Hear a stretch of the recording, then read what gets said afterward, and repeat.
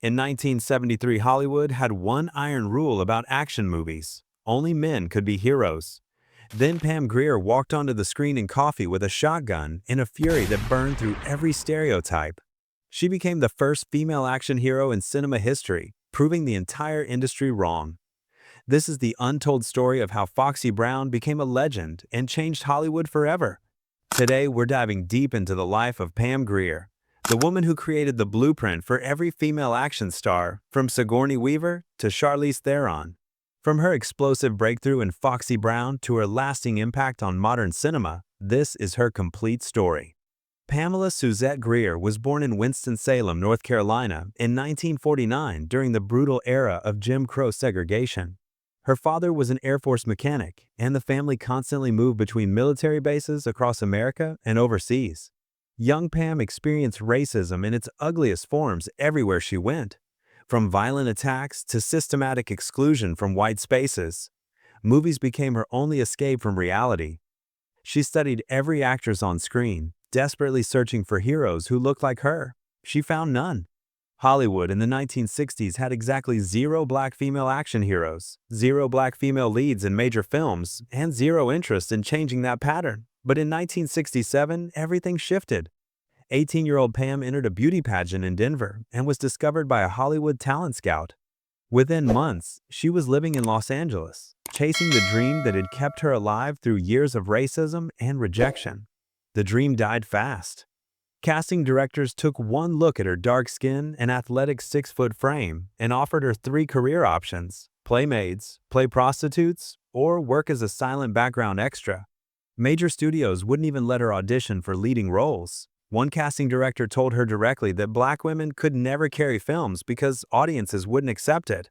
Pam Grier refused to accept their limits. The underground exploitation film industry was making cheap movies for drive-in theaters, and they cared about one thing only: putting bodies in seats. Director Jack Hill saw something explosive in Pam that Hollywood's elite completely missed. He cast her in small roles in women in prison films like The Big Dollhouse and The Big Birdcage. Even in these minor parts, Pam's screen presence was undeniable. She had the physicality of an athlete, the intelligence that burned through her eyes, and a rage that felt real and dangerous. Audiences couldn't look away from her.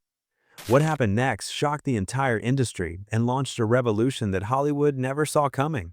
In 1973, Jack Hill gave Pam Grier the role that would make history: Coffy, a nurse-turned-vigilante hunting the drug dealers who destroyed her sister's life. Coffy was everything Hollywood said was impossible. A black woman was the sole hero of an action film, wielding shotguns and pistols, seducing her enemies and then destroying them, using her intelligence as much as her weapons. She wasn't a sidekick or love interest. She was the hero. Studio executives predicted total failure. They said audiences would reject a black female action hero, that the film would bomb in theaters, that Pam Grier's career would be over before it started. Coffy opened in June 1973 and became an instant cultural phenomenon.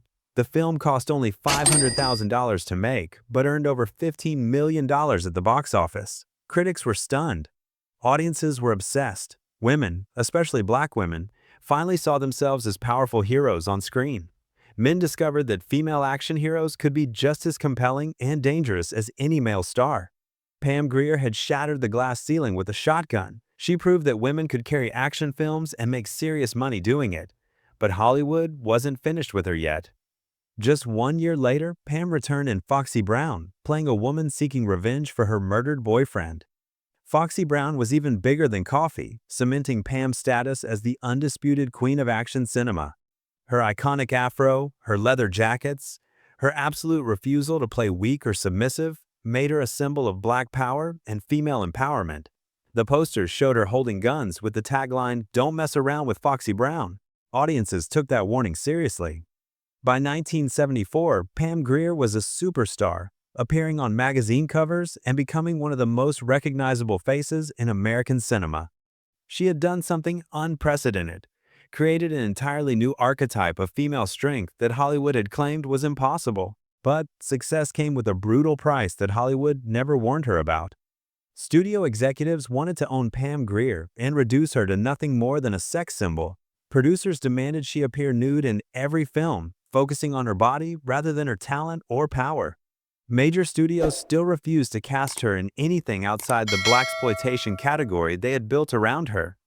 She was too powerful, too black, too intimidating for mainstream Hollywood. Even worse, the black community was divided over her work. Some celebrated Pam as a revolutionary figure showing black strength and independence on screen. Others condemned blaxploitation films as degrading stereotypes that exploited black culture for white profit. Civil rights activists protested outside theaters, demanding these films be shut down. Critics called her movies trash. White Hollywood called her unmarketable. Black activists called her a sellout. Meanwhile, Pam was trapped in the middle, fighting for roles that showed complex black women while the entire industry tried to reduce her to a caricature. Her response was defiant and powerful. In interviews, Pam argued that her characters were nuanced, flawed, and powerful in ways black women had never been allowed to be on American screens. She refused to apologize for showing black female sexuality, rage, and strength. She owned every choice she made and kept fighting. But by 1976, the blaxploitation genre was dying. Changing audience tastes and intense political pressure killed the movement. Major studios stopped making these films and stopped returning Pam Grier's calls entirely. The woman who had proven female action heroes could dominate the box office suddenly couldn't get cast in anything. She had opened the door for female action stars, but Hollywood slammed it shut on her. For the next 20 years, Pam Grier fought for survival in an industry that had abandoned her. She took small television roles, low-budget films, and anything that paid the bills.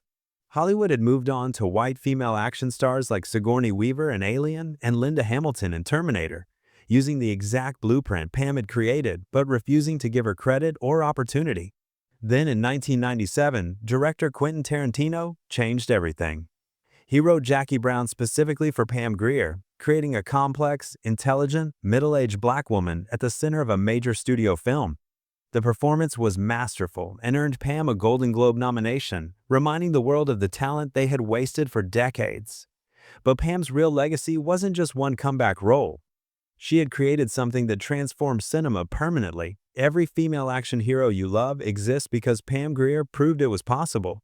Sigourney Weaver's Ripley, Linda Hamilton's Sarah Connor, Uma Thurman's Bride in Kill Bill, Charlize Theron's Furiosa, Scarlett Johansson's Black Widow, and the warriors of Black Panther all stand on the foundation Pam built in 1973. Directors like Quentin Tarantino, Ryan Coogler, and Robert Rodriguez openly cite her as a primary influence. Modern actresses point to her as the first to prove Hollywood wrong about women and action films. Today, when you watch any woman on screen who fights, survives, and wins, you're watching Pam Grier's legacy play out in real time. Pam Grier proved that barriers only exist until someone has the courage to kick them down. She walked into an industry that said she was impossible and became a legend anyway. The next time you watch a female action hero save the world, remember the name Pam Grier and the revolution she started with a shotgun and an afro. If you love this story, subscribe for more hidden cinema legends. Drop a comment telling me which forgotten filmmaker I should cover next. Thanks for watching.